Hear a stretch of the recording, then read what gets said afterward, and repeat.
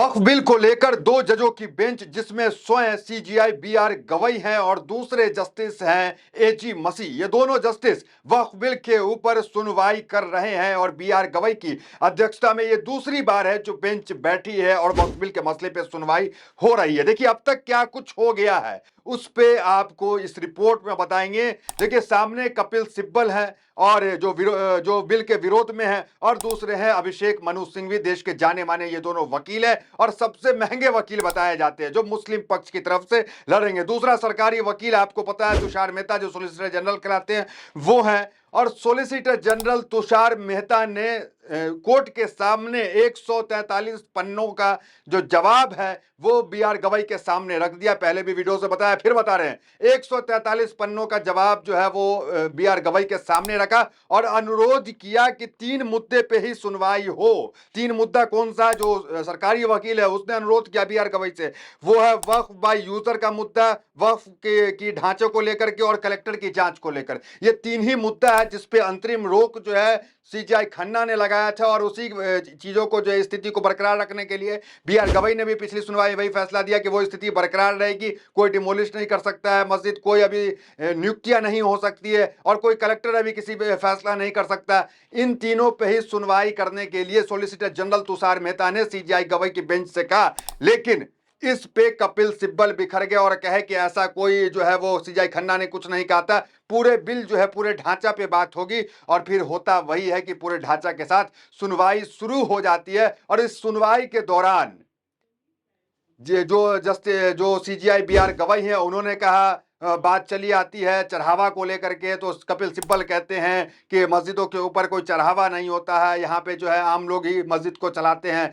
जो अपनी संपत्ति को दान करते हैं, कोई चढ़ावा का सिस्टम नहीं है, यहाँ का लाखों करोड़ों नहीं आता है। तो इसको लेकर के जो सीजीआई गवई थे उसने टिप्पणी कर दी। सीजीआई गवई ने कहा नहीं हम तो मज़ार भी जाते हैं, वहाँ देखते हैं पैसा आता है वहाँ पर भी।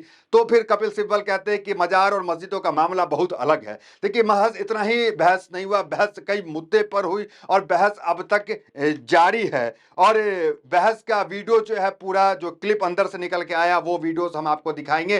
तो चलिए सीधा पहले वो वीडियो देखिए फिर आगे बात करते हैं। ये वीडियो थोड़ा 2 से 3 मिनट का, इस पूरे वीडियो को गंभीरता से सुनिए कि किस मुद्दे पे बहस हुई, मस्जिद और मजार सब कुछ पे बात हुई इसको लेकर के। तो बीआर गवई भी कुछ कह रहे हैं, कपिल सिब्बल भी कुछ कह रहे हैं, सुनिए इस वीडियो को। What is a waqf?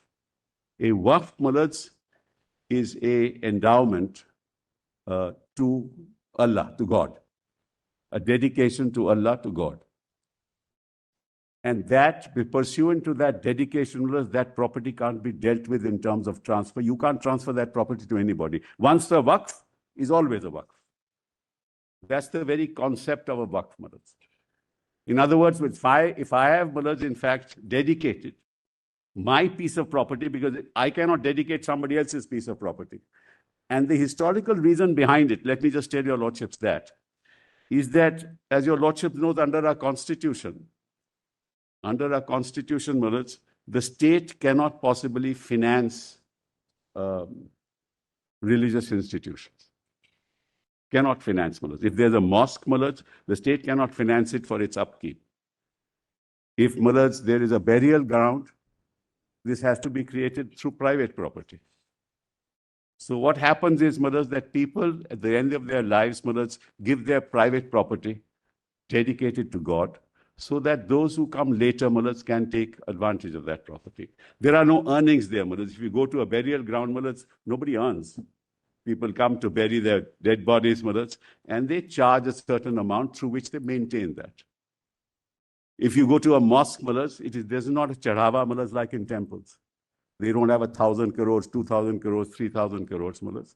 There are no chadhavas in mosques. So those have to be maintained. And how are they going to be maintained? Through the kind of monies that we collect through processes, Malaj, of charity. That's all. That happens in other religions also. When temples are... No, but temples, Malaj, people give, as your lordship knows, Malaj, they are chadhavas that are given, Malaj, and temples are, in terms of Malaj, but even in the mosque. I visit dargahs also, I visit churches also, everybody... Dargahs and mosques dargahs and mosques are different. Dargahs and mosques are I'm talking about a mosque, Malaj. Your lordship is right. On dargah, it's different. But I'm talking about mosques. So what I was trying to say was, Malaj, the ways to preserve these properties is through these kind of efforts that are made by the community, right? Now, Manoj, what they say is that if anybody, supposing an encroacher creates a dispute, that property will lose its character as Waqf property as long as the dispute is pending. This is what the Act says.